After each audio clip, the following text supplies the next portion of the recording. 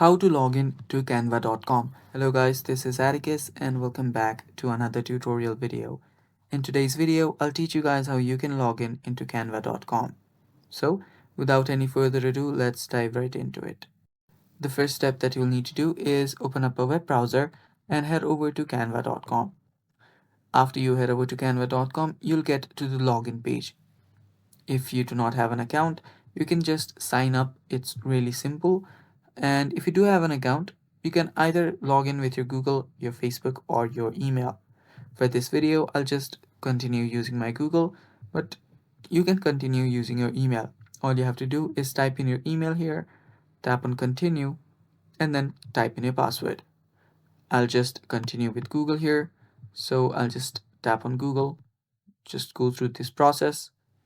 And after doing that, I'll get logged in into my account. And it's that simple, guys. That is how you log in or sign in into canva.com. Thanks for watching. That is all for today's video. Stay tuned for more and bye bye.